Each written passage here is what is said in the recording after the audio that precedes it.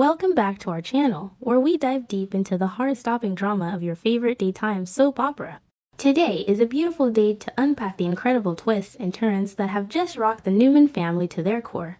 Grab your favorite beverage, settle in, and let us explore the explosive aftermath of the Las Vegas nightmare. The dust has barely settled over the charred remains of the abandoned Las Vegas gas station.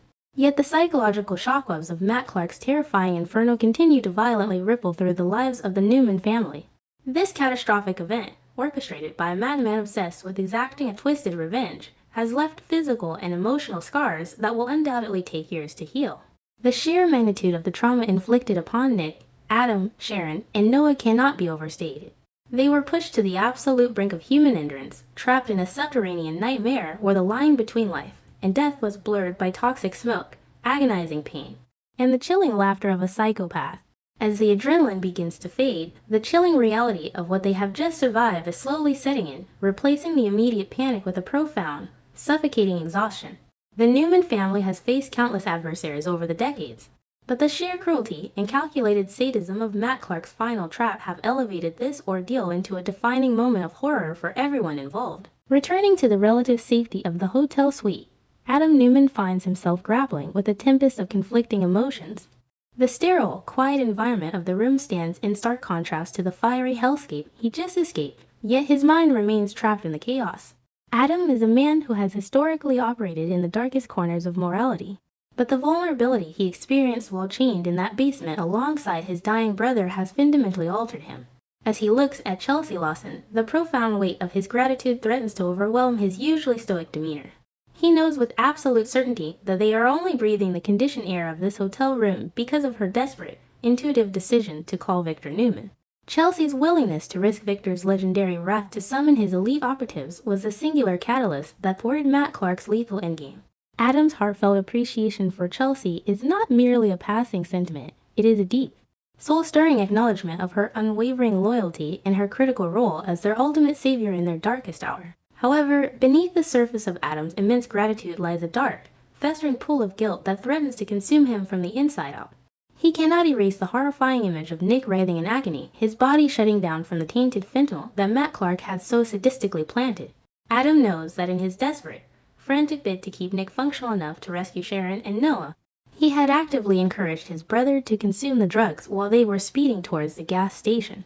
He had pushed Nick to surrender to his addiction, believing it was the only tactical option available to ensure their survival. Now, the crushing realization that his pragmatic decision nearly cost Nick his life is a burden Adam struggles to bear. The psychological torment of watching his brother flatline, knowing he had handed him the very poison that stopped his heart, is a trauma that Adam will carry for the rest of his days. Adding yet another complex layer of tragedy to their historically fraught fraternal bond. The atmosphere in the hotel suite shifts dramatically when Nick Newman finally returns from the hospital, accompanied by deeply shaken Sharon and a visibly traumatized Noah. Nick's physical appearance is a harrowing testament to the brutal ordeal he has just endured. His face is pale, his eyes are hollow, and his body trembles with the lingering, agonizing effects of the poison narcotics and the violent chemical revival of the Narcan administered in the field.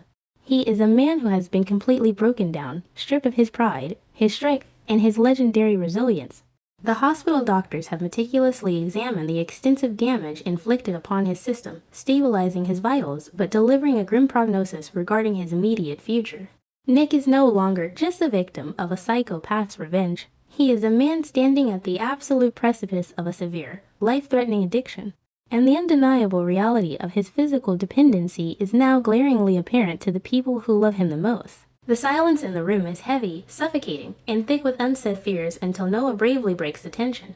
With a voice trembling with residual terror and deep filial concern, Noah explains to Adam and Chelsea that the medical professionals at the hospital have issued an urgent, non-negotiable recommendation. Nick must immediately enter a comprehensive, inpatient rehabilitation facility. The doctors have made it abundantly clear that Nick's body is entirely compromised by the dangerous cocktail of cocaine and fentanyl, and any attempt to detox without strict medical supervision could prove fatal. Hearing this stark medical assessment, Adam's internal guilt violently bubbles to the surface. Unable to contain his remorse any longer, Adam openly castigates himself, confessing his role in pushing Nick to use the drugs in the car. He bitterly blames his own tactical ruthlessness for exacerbating Nick's descent into a near-fatal overdose. fully expecting his brother to hurl the blame right back at him in a moment of justified anger. Yet, in a moment of profound, unexpected grace that beautifully highlights his underlying character, Nick refuses to let Adam shoulder the blame for his agonizing predicament.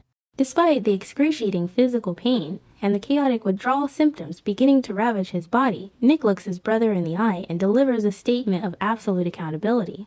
He acknowledges that while Adam may have told him to take the drug, it was his own hand that reached for the bag, his own weakness that craved the numbness, and his own prolonged pattern of denial that led him down this dark, destructive path.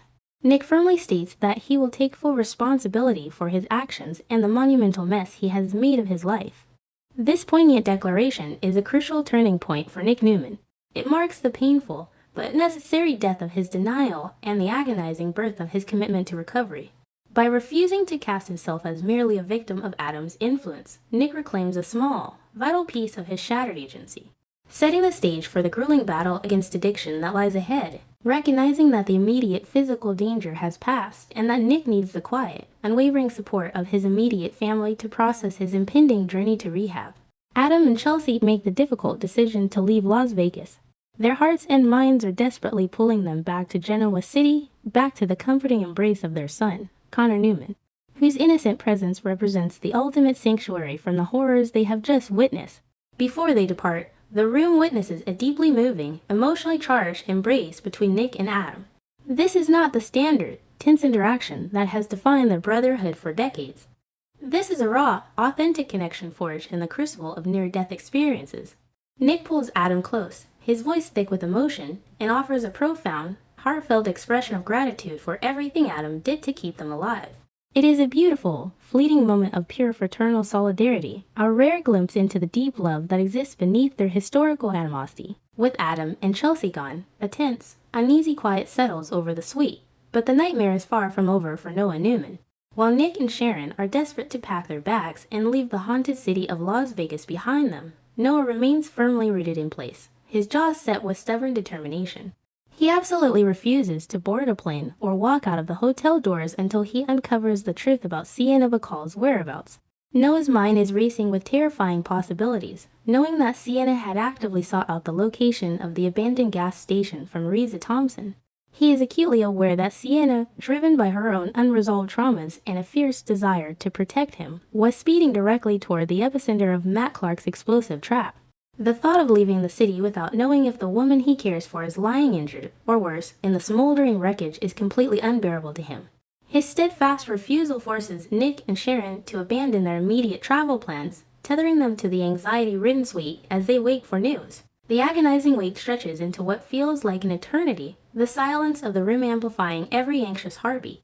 Then, without warning, a heavy, erratic knock echoes against the suite door, shattering the fragile stillness. Noah's heart leaps into his throat as he rushes to answer it, his hands trembling as he turns the handle. The door swings open to reveal a sight that will forever be seared into the memories of everyone present. Sienna Bacall stands in the doorway, her breathing ragged and shallow, her eyes wide with a mixture of profound shock and adrenaline. But it is her physical state that instantly drains the blood from Noah, Sharon, and Nick's faces. Sienna is covered in blood.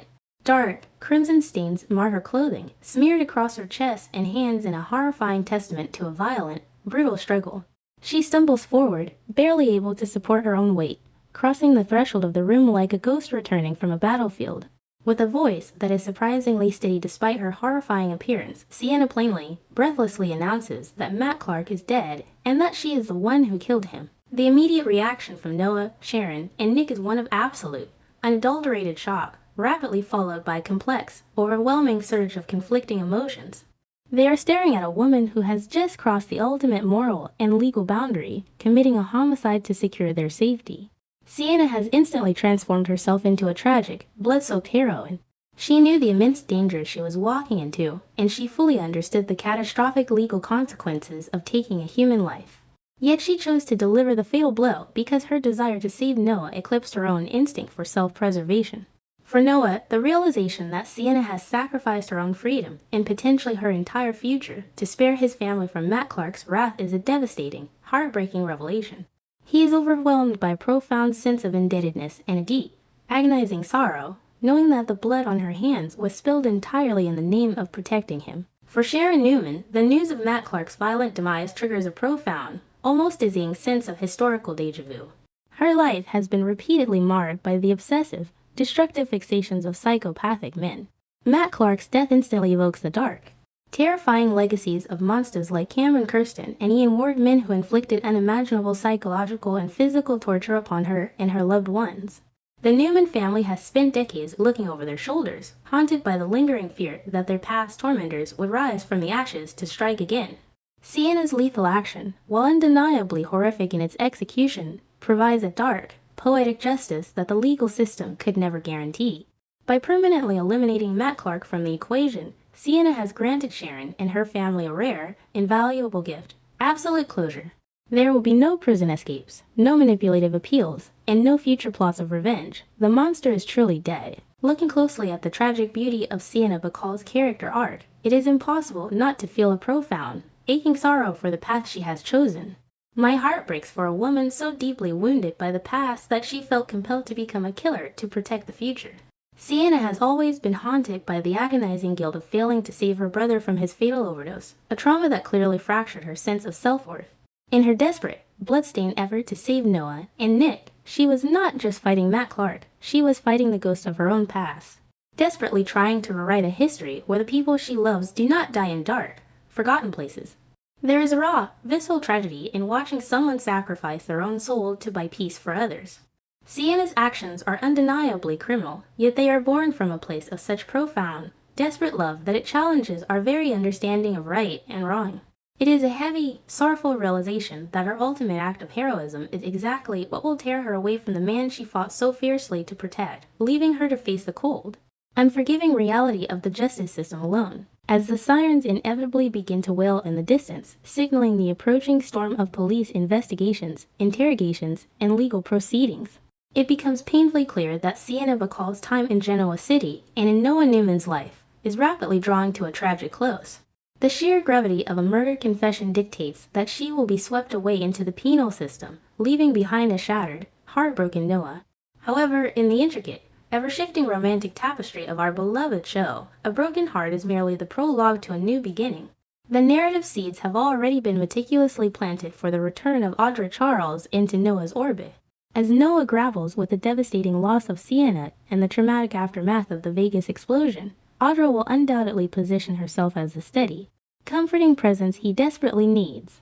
Sienna's tragic departure serves as the necessary, heartbreaking catalyst that will clear the path for Noah and Audra to rediscover each other. The explosive events in Las Vegas have fundamentally rewritten the destinies of everyone involved, leaving behind a trail of blood, trauma, and profound moral ambiguity.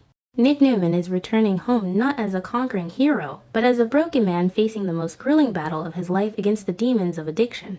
Adam must learn to live with the heavy burden of his tactical choices, while Noah is forced to watch the woman who saved his family face the devastating consequences of her lethal sacrifice. The questions that remain are as chilling as they are urgent. How will the authorities handle Sienna's confession? And can the high-powered Newman legal team possibly shield her from a life behind bars? Will Nick possess the immense strength required to conquer his chemical dependency, or will the trauma of Matt Clark's trap drag him back into the darkness? And as Audra Charles waits in the wings, what new romantic complications will arise from the ashes of this tragedy? The shadows of Sin City will loom large over Genoa City for a long time to come. Keep watching, because the fallout from this deadly confrontation is only just beginning.